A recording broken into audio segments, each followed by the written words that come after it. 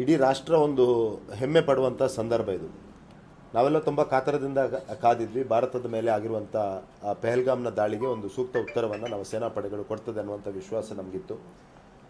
ಅದನ್ನು ನಿನ್ನೆ ರಾತ್ರಿ 2 ಗಂಟೆಯ ನಂತರ ನಮ್ಮ ಸೇನಾಪಡೆಗಳು ಒಂದು ಜಂಟಿ ಕಾರ್ಯಾಚರಣೆಯಲ್ಲಿ 9 ಉಗ್ರವಾದಿ ನೆಲೆಗಳ ಮೇಲೆ ಅತ್ಯಂತ ಪ್ರಿಸಿಷನ್ ಟಾರ್ಗೆಟ್ಗಳನ್ನು ಇಟ್ಕೊಂಡು ಪ್ರಿಸೈಸ್ ಆಗಿ ಅಟ್ಯಾಕ್ಗಳನ್ನು ಮಾಡಿದ್ದಾರೆ ಮತ್ತು ಯಶಸ್ವಿಯಾದ ದಾಳಿಯನ್ನು ನಿರ್ವಹಿಸಿ ಬಂದಿದೆ ಅನ್ನುವಂಥ ಮಾಹಿತಿ ನಮಗೆ ಈಗಾಗಲೇ ಸಿಗ್ತಾ ಇದೆ.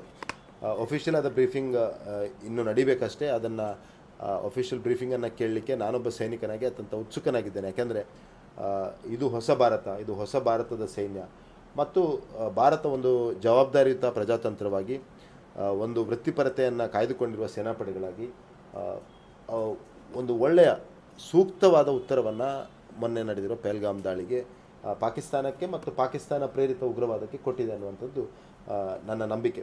9 ಉಗ್ರವಾದಿ ನೆಲೆಗಳು, ಲಷ್ಕರ್ ಎ ತೈಬಾ ಮತ್ತು ಜೈಷ್ ಎ ಮೊಹಮ್ಮದ್ನ 9 ಉಗ್ರವಾದಿ ನೆಲೆಗಳು, ಅದರಲ್ಲಿ 5 ಪಾಕ್ ಆಕ್ಯುಪೈಡ್ ಜಮ್ಮು ಕಾಶ್ಮೀರ್ ಮತ್ತು 4 ಪಾಕಿಸ್ತಾನದಲ್ಲಿ ಅದಕ್ಕೆ ಅಟ್ಯಾಕನ್ನು ನಮ್ಮ ಸೈನ್ಯ ಮಾಡಿದೆ. ನೇವಿ, ಏರ್ಫೋರ್ಸ್, ನಮ್ಮ ಆರ್ಮಿ ಕೋಆರ್ಡಿನೇಟೆಡ್ ಆದ ಎಫರ್ಟ್ ಮುಖಾಂತರ ಮಾಡಿದೆ.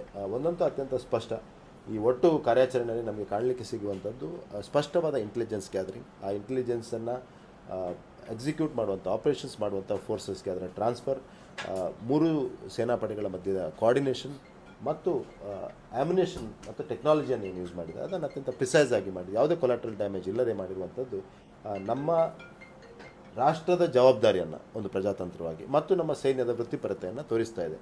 ಹಾಗಾಗಿ ತುಂಬ ಖುಷಿ, ಸಂಭ್ರಮ, ಹೆಮ್ಮೆ ಒಬ್ಬ ಸೈನಿಕನಾಗಿ ನನಗೆ ಈ ಸಂದರ್ಭದಲ್ಲಿ ಇದೆ. ಈಗ ಕೌಂಟರ್ ಅಟ್ಯಾಕ್ ಆದರೆ ಯಾವ ರೀತಿ ಸೈನಿಕರಿಗೆ ಅತ್ಯಂತ ಹೆಮ್ಮೆಯ ಭಾವನೆ ಇದು. ಯಾಕೆಂದರೆ ಒಬ್ಬ ಸೈನಿಕನಾಗಿ ನಾವು ಸದಾ ಈ ರೀತಿಯ ಹೋರಾಟಕ್ಕೆ, ಈ ರೀತಿಯ ಆಪರೇಷನ್ಸ್ಗಳಿಗೆ ಕಾಯ್ತಾ ಇರ್ತೇವೆ. ಬಿಕಾಸ್ ಯಾವುದೇ ಒಬ್ಬ ಪ್ರೊಫೆಷ್ನಲ್, ಅದು ಯಾವುದೇ ಇದರದ್ದಿರ್ಬೋದು, ಆ ಪ್ರೊಫೆಷ್ನಲ್ ಆ ಟ್ರೈನಿಂಗನ್ನು, ಆ ಪ್ರೊಫೆಷ್ನಲಿಸಮನ್ನು ಎಕ್ಸಿಬಿಟ್ ಮಾಡುವಂಥ ಒಂದು ಅವಕಾಶಕ್ಕೆ ಕಾಯ್ತಾ ಇರ್ತಾನೆ. ಇವತ್ತು ಸೈನಿಕರಿಗೆ ಅವಕಾಶಗಳು ಸಿಕ್ಕಿದೆ. ನಾವು ಈ ಸಂದರ್ಭದಲ್ಲಿ ಆ ಸೈನಿಕರಿಗೆ ನಮ್ಮ ಪ್ರಾರ್ಥನೆಗಳನ್ನು ಮಾಡಬೇಕು.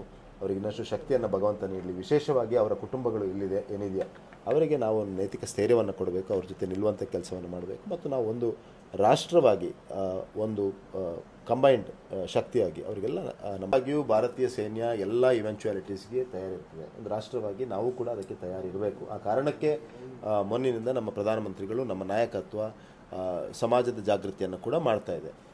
ಈ ಸಂದರ್ಭದಲ್ಲಿ ನಮ್ಮ ಏರ್ಬೇಸ್ಗಳನ್ನು ಸೇಫ್ ಆಗಿಡುವಂಥದ್ದು, ನಮ್ಮ ಸ್ಟ್ರಾಟಜಿಕ್ ಲೊಕೇಶನ್ಸ್ಗಳನ್ನು ಸೇಫ್ ಆಗಿಡುವಂಥದ್ದು, ಒಟ್ಟಾರೆಯಾಗಿ ರಾಷ್ಟ್ರದಲ್ಲಿ ಸೈನ್ಯದ ಪರವಾಗಿ ಮತ್ತು ರಾಷ್ಟ್ರದ ಪರವಾಗಿ ಒಂದು ಒಟ್ಟು ಸಂಕಲ್ಪ ಭಾವನೆ ಇರುವಂಥದ್ದು, ಇದೆಲ್ಲ ನಮ್ಮ ಸೈನ್ಯಕ್ಕೆ ಇನ್ನೂ ಹೆಚ್ಚಿನ ಶಕ್ತಿಯೊಂದಿಗೆ ಹೋರಾಟ ಮಾಡಲಿಕ್ಕೆ ಶಕ್ತಿ ಸಿಗ್ತದೆ. ನಿನ್ನಿನ ಅಟ್ಯಾಕ್ನ ನಂತರ ಇವತ್ತು ಬೆಳಿಗ್ಗೆ LOCಯಲ್ಲಿ ಪೂಂಚ್ ಮತ್ತು ರಜೌರಿ ಸೆಕ್ಟರ್ನಲ್ಲಿ ಆರ್ಟಿಲರಿ ಫೈರಿಂಗ್ ನಡೀತಾ ಇದೆ. ಹಾಗಾಗಿ ನಾವು ಈ ಸಂದರ್ಭದಲ್ಲಿ ಯಾವುದನ್ನು ಪ್ರಿಯಂಪ್ಟ್ ಮಾಡಲಿಕ್ಕೆ ಸಾಧ್ಯ ಅಲ್ಲ.